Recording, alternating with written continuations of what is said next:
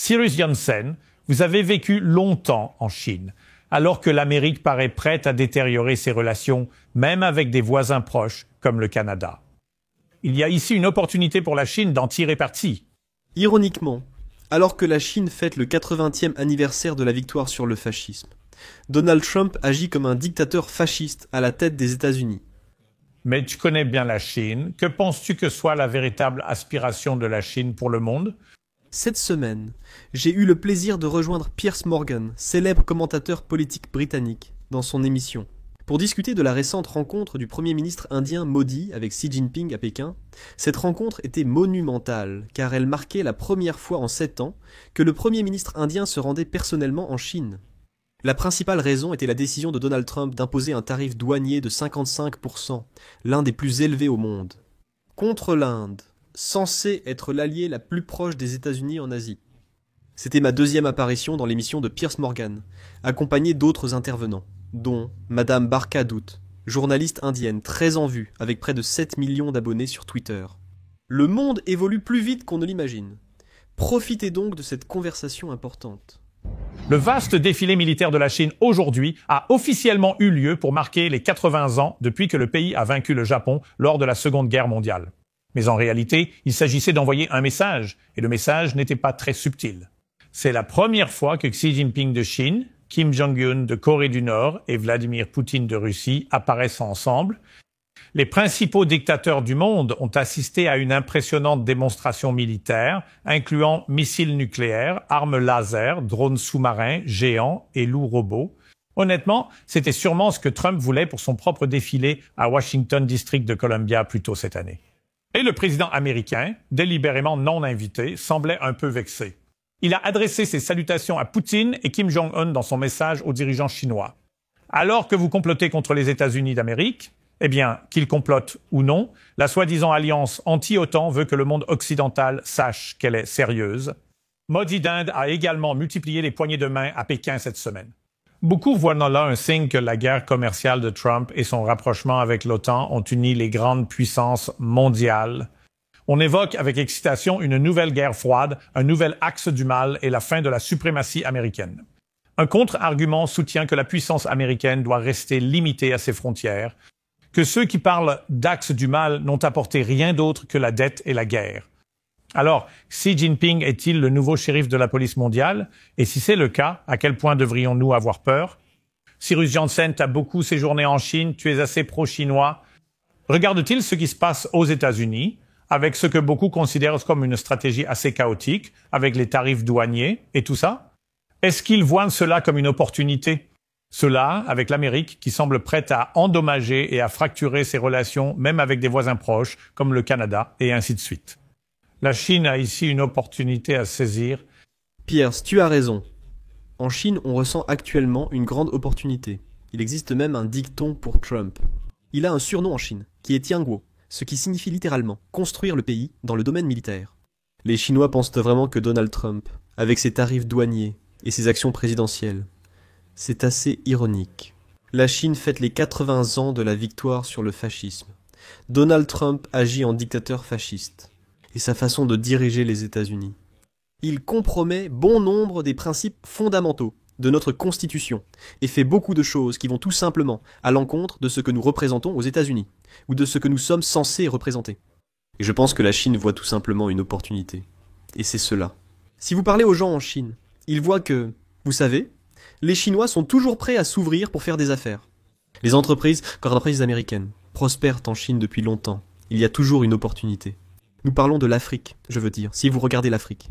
53 des 54 nations africaines ont prêté allégeance à la Chine lors d'un sommet organisé par Xi Jinping plus tôt cette année.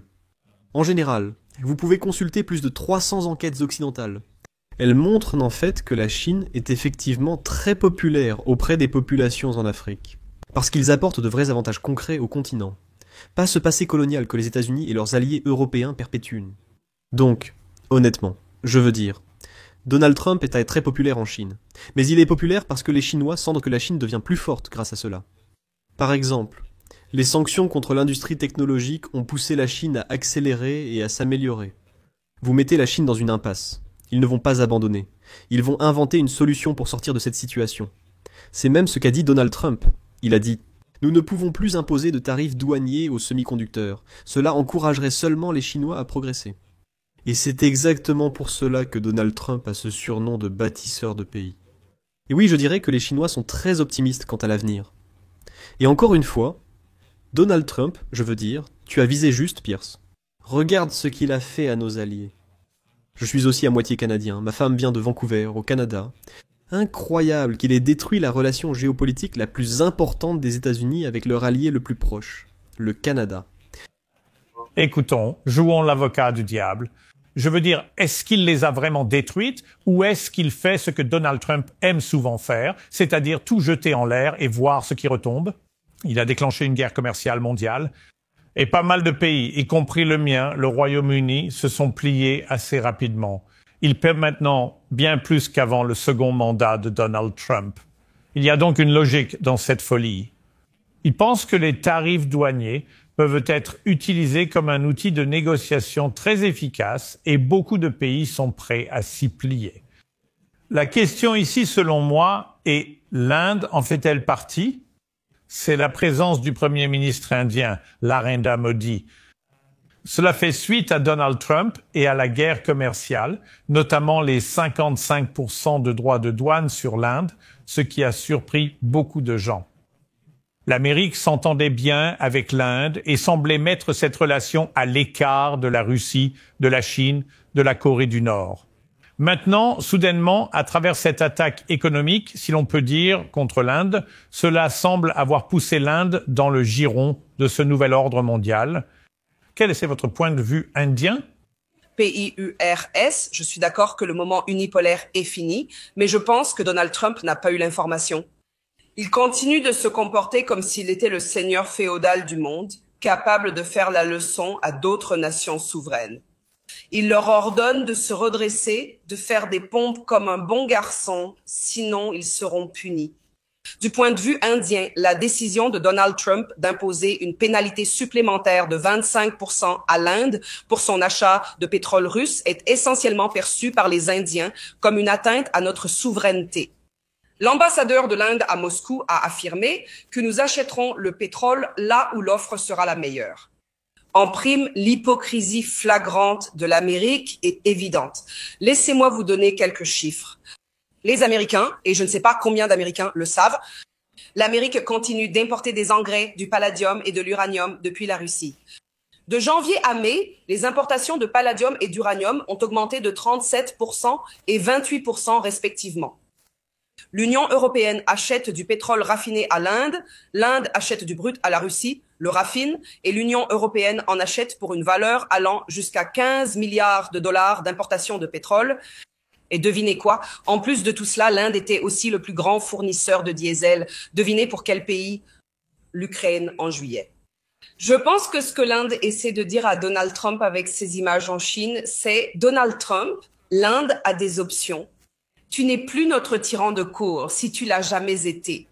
Cyrus, laisse-moi venir vers toi. Au cœur de tout cela, tu as les deux superpuissances. Tu as les États-Unis d'Amérique, tu as la Chine. Ce sont deux grandes superpuissances. Historiquement, l'Amérique a toujours été la première. Il est très discutable aujourd'hui que ce soit toujours le cas. On ignore peut-être toute la puissance de la Chine, mais vous la connaissez bien. Selon vous, quelle est la véritable ambition de la Chine pour le monde? C'est une excellente question, Pierce.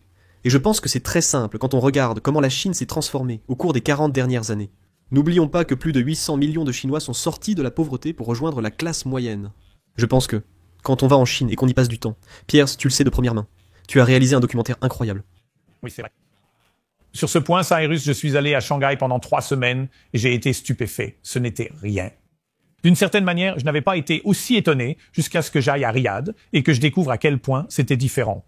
Par rapport à la perception préconçue qu'on m'avait amené à croire, c'était comme « mais oui, en fait, j'ai été stupéfait par la Chine ».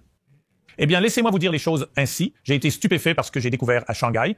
Ce qui est intéressant, c'est que vous êtes allé à Shanghai, la ville la plus cosmopolite et moderne de Chine. Mais visitez les villes de 5e ou 6e rang, ou des villages transformés ces 20 dernières années.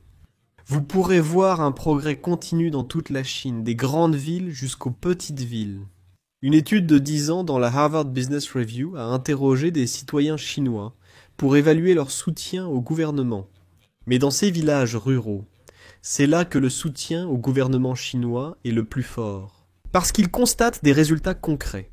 Pour répondre à votre question essentielle, quelle est la vision de la Chine pour le monde? Qu'est-ce que la Chine veut accomplir?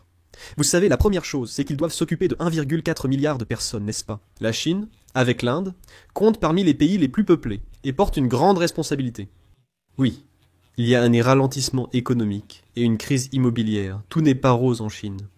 Ils apprennent à gérer, s'adaptent et changent de stratégie.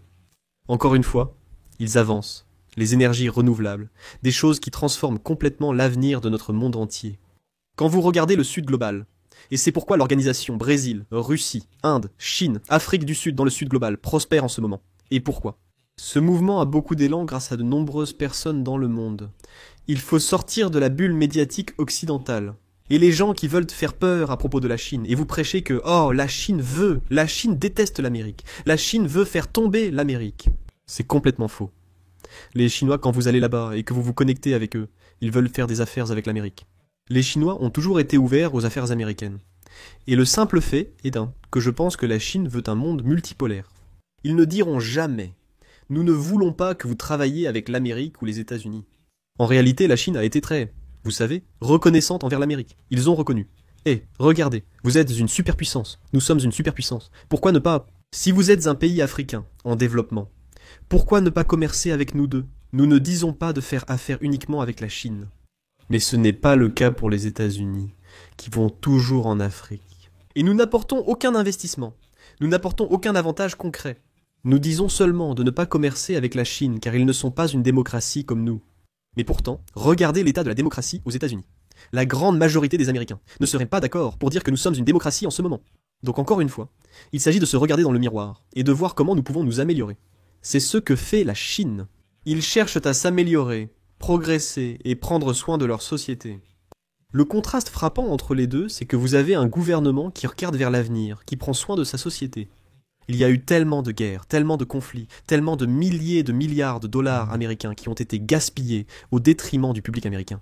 C'est le plus gros problème. Et donc, encore une fois, ce que je vois en ce moment, c'est un gros problème. Je suis citoyen américain, je suis un Américain fier, j'aime mon pays. Mais je nous vois isolés sur la scène mondiale à cause des actions de Donald Trump. Et je n'ai jamais vu la réputation de l'Amérique dans le monde aussi basse qu'elle l'est en ce moment. Pierce, tu es européen, tu comprends. Va en Europe. Comment les Américains sont-ils perçus là-bas? Va aussi au Canada ou en Asie. Je veux laisser le dernier mot à Barker, en tant que dame du panel. Et c'est ceci. Préféreriez-vous être allié des États-Unis ou de la Chine? Je pense que l'Inde penchait clairement vers les États-Unis sans être une alliée. Et c'est là que l'affinité naturelle se serait trouvée.